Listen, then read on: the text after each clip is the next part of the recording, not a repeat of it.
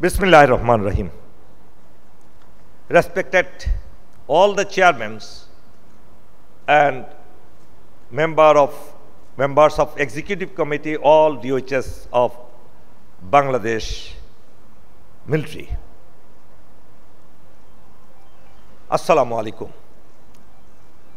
First of all, let us have a prayer for the departed soul of General K.M. Abdul Wahid. He was my first general officer commanding in 9th Infantry Division, and he was one of the senior most who organized this army, which armies today we see. So, may I have your permission to have dua for him?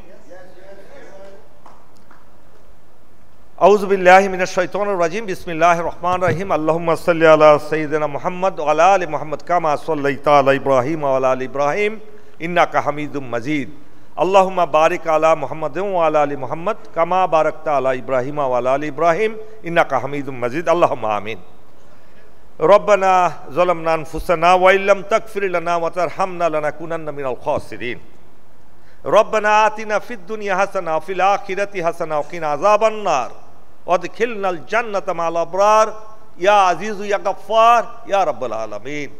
اللهم اغفر لحينا وميتنا وشاهدنا وغائبنا وصغيرنا وكبيرنا وذكارنا وأنثانا. اللهم من أحييته منا فأحييه على الإسلام ومن توفيته منا فتوفه على الإيمان. হে রব্বুল আলামিন, আমাদের সেনাবাহিনীর অত্যন্ত senior, আমাদের সবার শ্রদ্ধেয় পাত্র major general K M Abdul Wahid আজকে আপনার দরবারে চলে গেছেন। তার অসংখ্য কাজ, তার অসংখ্য পরিশ্রম আজকে আমাদের এই পর্যন্ত নিয়ে এসছে। আমরা তার আত্মার মাগফিরাত কামনা করছি। তাকে আপনি জান্নাতের উচ্চ মাকাম দান করুন, তার পরিবারকে ধৈর্য ধরার তৌফিক দান করুন।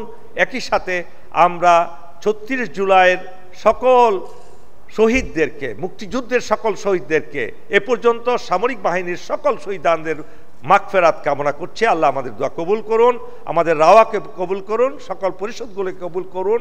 আমিন। আখির দাওয়ানা আলহামদুলিল্লাহি রাব্বিল আলামিন। শ্রদ্ধেয় অতিথিবৃন্দ, আজকে সত্যিই আমার খুব ভালো লাগছে যে আমাদের শ্রদ্ধেয় সিনিয়র আজকে এখানে উপবিষ্ট আছেন। আপনারা এসছেন, দূর দূরান্ত থেকে আগমন করেছেন। আমাদের পারস্পরিক যে হৃদ্যতা, আন্তরিকতা, ভালোবাসা, পারস্পরিক শ্রদ্ধাবোধ, ভ্রাতৃত্ববোধ, কমরেডশিপ যেটা থাকার কথা, সেটাই আমরা করতে চাই রাওয়ার মাধ্যমে। আমরা বাংলাদেশের যে প্রান্তেই থাকুন না কেন, পৃথিবীর যে প্রান্তে আপনারা থাকুন না কেন, আমরা এই রাওয়ার মাধ্যমে আমরা চাই রাওয়াকে পিভটাল রোল পালন করতে, যাতে আমরা প্রত্যেকের দুঃখ, কষ্ট, সুখ, আনন্দের একসাথে আমরা উপভোগ করতে পারি। আমরা যদি এই পরিবেশ তৈরি করতে না পারি, আমরা একদিন হারিয়ে যাব। বাংলাদেশ সামরিক বাহিনী, বিশেষ করে সেনাবাহিনী যেভাবে হারিয়ে যাচ্ছে, আস্তে আস্তে ডিকে ধরেছে, আমাদের লোকেরাই আমাদেরকে নিচে নামিয়ে নিয়ে আসছি। এ থেকে এই সামরিক বাহিনীকে বহু উঁচুতে নিয়ে যাওয়ার পদক্ষেপ একমাত্র রাওয়া গ্রহণ করতে পারে। কেননা রাওয়ার কোনো আইনত বাধা বিঘ্ন নাই। আপনারা আপনাদের মনকে প্রসন্ন করুন। শুধু ওয়েলফেয়ার, নিজেদের ওয়েলফেয়ার নিয়ে যে যদি আমরা রাত দিন চিল্লাচিল্লি করি, সেটা তো হচ্ছেই। বাট আমাদের যে thousands of officers, retired community, they are skilled, they are well educated, they are well trained, they are patriot. এই যে এদের যে যোগ্যতা, ক্যারিশমা, এটা যদি আমরা জাতির কাজে লাগাতে না পারি, তাহলে কি লাভ হলো আমাদের ইয়াং জেনারেশনে এই রিটায়ারমেন্টে, যে আমরা কি অবদান রাখতে পারলাম? এই জিনিসগুলো আপনাদেরকে স্মরণ করিয়ে দিচ্ছি। আমি একটু প্রথাগত দিক থেকে, কনভেনশনাল ওয়ে থেকে আমি একটু বেরিয়ে আসতে চাই। আমরা এই রাওয়ার মাধ্যমে অনেক কিছু করতে পারি। আজকে আপনাদের ওয়েলফেয়ার, প্রতিদিন আমাদের একজন সেক্রেটারি জেনারেল আছেন ইরশাদ সাইদ, ডাইনামিক অফিসার, এবং আমার সাথে যারা আছেন নওরোজ খুরশেদ, এয়ার কমোডোর শাহ আলম, শহীদ ক্যাপ্টেন শহীদ, তারপরে জাবের, অনেক সবাই খুবই ডাইনামিক। শুধু আপনাদের উৎসাহ উদ্দীপনা যদি দেন, নির্বিঘ্নে যদি আমাদেরকে কাজ করতে দেন, আমার প্রতিশ্রুতি ছিল যে রাওয়াকে আমরা এমন একটা প্রতিষ্ঠানে পরিণত করব যে প্রতিষ্ঠানটা একটা এত ক্রেডেনশিয়াল নিয়ে জাতির সব কাজে, গুরুত্বপূর্ণ কাজে একটা গুরুত্বপূর্ণ ভূমিকা রাখতে পারে। আমরা কি সেটা পারি না? কেন আমরা হীনমন্যতায় ভুগি? কেন আমরা ছোট ছোট জিনিস নিয়ে পাগল হয়ে যাই? শুধু আমাদের ওয়েলফেয়ার কেন, আমরা জাতির ওয়েলফেয়ার করতে চাই রাওয়ার মাধ্যমে। তারপরে রাওয়ার গুরুত্ব বেড়ে যাবে এবং মিলিটারি অফিসারদের গুরুত্ব বেড়ে যাবে। এই চিন্তা আমার শুরু থেকেই ছিল, আগেও ছিল। আপনারা যদি সহযোগিতা করেন সেটা করা সম্ভব। আমরা ক্ষুদ্র গণ্ডি থেকে বের হয়ে বৃহত্তর পৃথিবীতে আমরা বের হয়ে আসতে চাই। সুধী মণ্ডলী, আপনাদেরকে এই রাওয়ার মাধ্যমে আমরা অনেক কিছু করতে চেয়েছিলাম, কিন্তু নানা বাধা বিঘ্নের কারণে, কেননা চেয়ারম্যানের হাত খুব বাধা, খুবই বাধা। এই বাধা বিঘ্ন হাত যদি একটু খুলে দেওয়া যায় অনেক কিছু করা সম্ভব। দেখুন, আপনাদের ডেন্টাল কেয়ার ইউনিট করা হয়েছে। মাননীয় সেনাপ্রধান, I am ever grateful to the gentleman general Wakeruzzaman, তার বিরুদ্ধে এমন কোনো অপপ্রচার নাই যারা আমরা করি নাই, যেটা আমরা করি নাই। এমন কোনো অপপ্রচার নাই দুনিয়ার মিডিয়াতে, কিন্তু উনি তো ওনার কাজ করে যাচ্ছেন। কি করছেন না, তার কাছে যেটা চাই সেটাই পাই। আজকে ডেন্টাল ইউনিট গতকাল উদ্বোধন হলো, 6টা চেয়ারের সমস্ত খরচ উনি বহন করেছেন। আমরা, আপনারা যারা যশোর থেকে এসেছেন, চিটাগাং থেকে এসেছেন, ইনশাআল্লাহ আগামীতে আসলে দেখতে পাবেন আমরা 2তলা এবং 3তলা আপনাদের জন্য অ্যাকোমোডেশনের ব্যবস্থা করছি। 5 স্টার হোটেলের মান দিয়ে আমরা আপনাদের জন্য রুম তৈরি করছি। আপনারা আপনাদের আসতে পারবেন ইনশাআল্লাহ। এগুলো অনেক আগেই করতে পারতাম, কিন্তু নানা বাধা বিঘ্ন, নানা নেগেটিভ প্রচারণার কারণে সেই কাজে আমরা অগ্রসর হতে পারিনি। আপনাদের বিশ্বাস রাখতে হবে, আমরা সম্পূর্ণ স্বার্থহীনভাবে, নিঃস্বার্থভাবে কাজ করি। এটা কোনো সাংবিধানিক পদ নয় যে আমি একটা গাড়ি পেয়েছি, বাড়ি পেয়েছি, চাকর পেয়েছি, বেতন পাচ্ছি 5 লাখ 10 লাখ, লাল পাসপোর্ট পেয়েছি, এই ধরনের পদে আমরা আসি নই। আমরা যা করছি absolutely for the humanitarian ground. সেই জন্য আপনাদের সহযোগিতা প্রয়োজন, অনেক কিছু করার আছে। আমরা চেয়েছিলাম সারা বাংলাদেশে রাওয়ার মাধ্যমে এডুকেশন সেক্টরকে উন্নতি করতে, কিন্তু বাধার কারণে পারেনি। অনেক কিছু হতে দেই না, শুধু শুধু আমাদের সংকীর্ণতার জন্য, মনের সংকীর্ণতার জন্য। আই টেল ইউ, আপনি শুধু নামাজ রোজা হজ যাকাত করে আপনি জান্নাতে যেতে পারবেন না। এটা হলো হকুল্লাহ, আল্লাহর একটা নির্দেশ, আল্লাহর হুকুম, আল্লাহর ইবাদত করা, যেটা নামাজ রোজা হজ জাকাতের মাধ্যমে করছেন। কিন্তু আপনি হকুল ইবাদত যতদিন পর্যন্ত না করবেন, মানুষের প্রতি আপনার কর্তব্য পালন করতে না পারবেন, কোনো দিন আপনার সেই ইবাদত কবুল হবে না। আমাদের রাসূল সাল্লাল্লাহু আলাইহি সাল্লাম, তিনি জীবনের 63টা বছরই উনি পার করেছেন শুধু মানুষের জন্য কাজ করে। আর আমরা আমাদের নিজেদের গণ্ডি থেকে বের হতে পারি না, এটা সহজ নয় এত। সুতরাং আপনাদের চক্ষু উন্মোচন করলাম এজন্য যে আপনারাই representative of all officers retired community. আপনারা রাওয়ার হাতকে শক্ত করুন, রাওয়ার চেয়ারম্যানের হাতকে শক্ত করুন, রাওয়ার চেয়ারম্যানকে ইনকারেজ করেন, হু এভার মেবি, দেখবেন অনেক অসাধ্যকে সাধন করা যাবে। প্রিয় সুধী মণ্ডলী,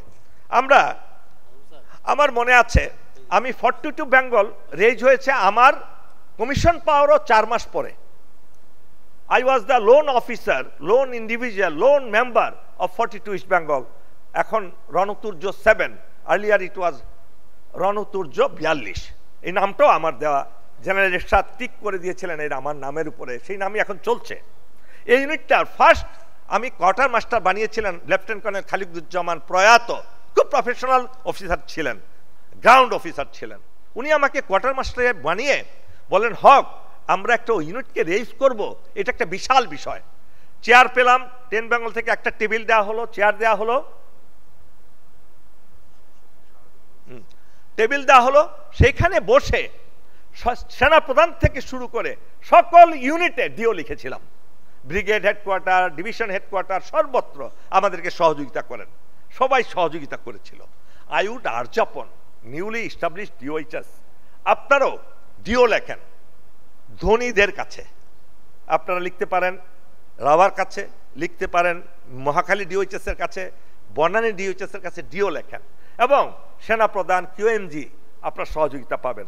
Zahid, I can give you word. তোমার যে সমস্যাটা তোমরা বললো যশোরের, আমাকে যদি একটু পাঠাও, আমি সুযোগ পেলে সেনাপ্রধানকে আমি সেটা তাকে করব, অ্যাপ্রাইজ করব ইনশাআল্লাহ।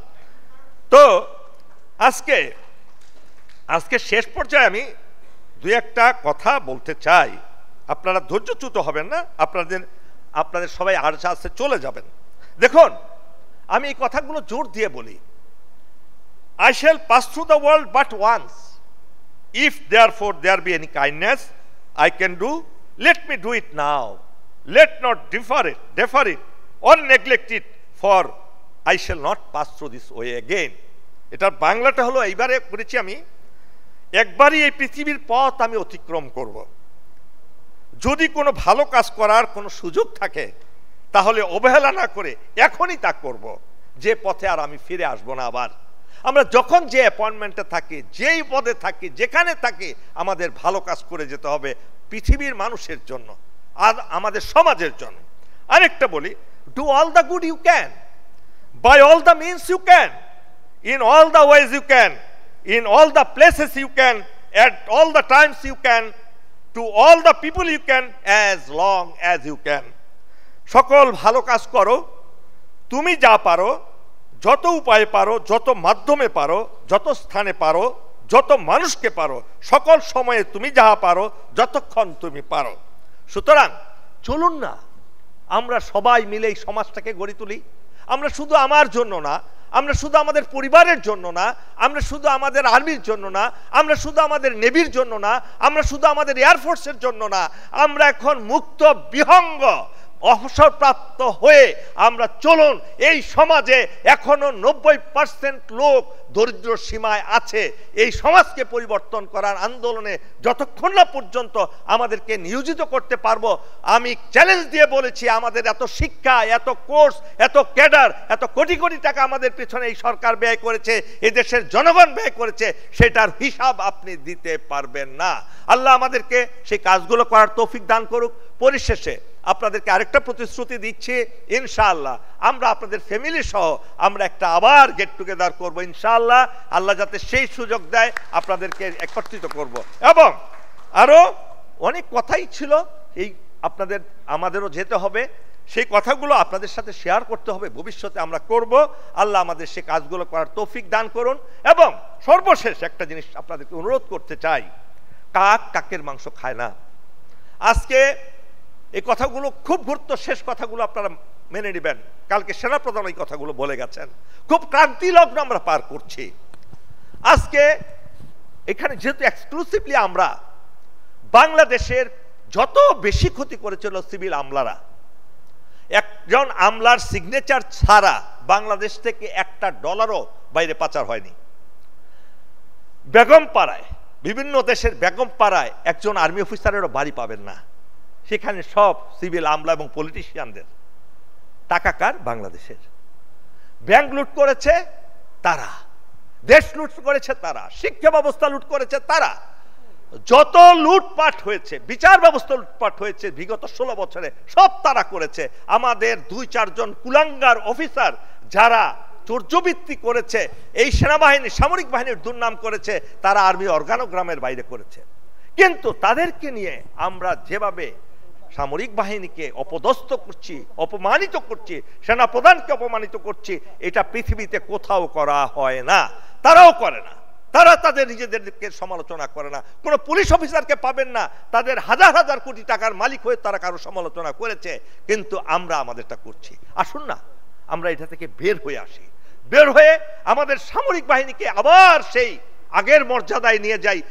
যে সেনাবাহিনী এই দেশকে সৃষ্টি করেছে মুক্তিযুদ্ধের মাধ্যমে, নেতৃত্ব দিয়ে, আবার রক্ষা করেছে 75 সালে, আবার রক্ষা করেছে 5ই আগস্টে। চলুন আমরা সেই গর্ব গরিমা নিয়ে আবার এগিয়ে যাই, জাতির দিকে এগিয়ে যাই, জাতিকে উদ্ধার করি এবং জাতিকে ঐক্যবদ্ধ করি। আমাদের ঐক্যবদ্ধ হওয়ার মাধ্যমে আল্লাহ আমাদের সে কাজ করার তৌফিক দান করুন। আমি আপনাদের কাছ থেকে ক্ষমা চাচ্ছি যদি আমি আপনাদের কোনো আঘাত দিয়ে কথা বলি। আমার কথা এখানেই শেষ। মহান আল্লাহ আমাদেরকে একত্রিত থাকার তৌফিক দান করুক। ওয়াতাসিমু বিহাবলিল্লাহি জামিয়া ওয়ালা তাফাররাকু। আল্লাহ হাফেজ। রাওয়া জিন্দাবাদ, বাংলাদেশ জিন্দাবাদ। Thank you very much, sir.